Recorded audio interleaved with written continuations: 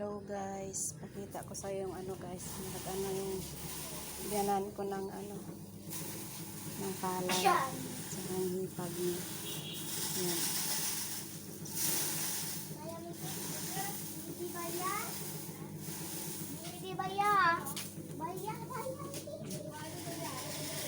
Ano sila ng palay. Yan ang buhay dito sa ano, sa Bangladesh. Yan, nag-ano sila ng palay. Init-init. Yan.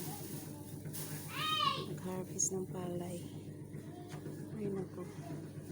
Ako naman, busy sa ano, busy sa pag ayos ng gamit namin at saka ano, sa tawag dito,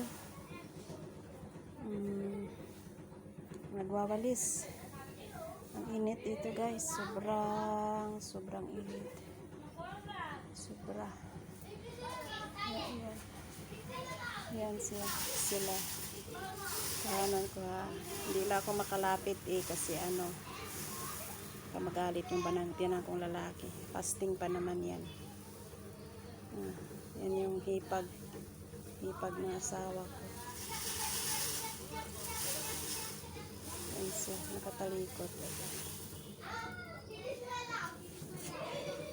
Yung ganan ang babae, ayan.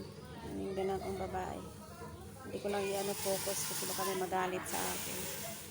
Fasting pa naman yan sila. Yan lang guys, short video.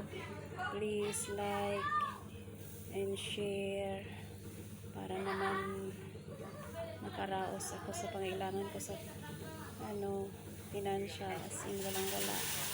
Mahirap dito sa lugar na to, parang Pinas din ang style. Nag-ano sila, nagpapalay, pero hindi naman ito bukid, as in malapit lang naman sa bayan at saka ano. So, yan talaga ang kinabubuhay nila, palay. Kailangan tanim sila ng palay para hindi nabili ng bigas.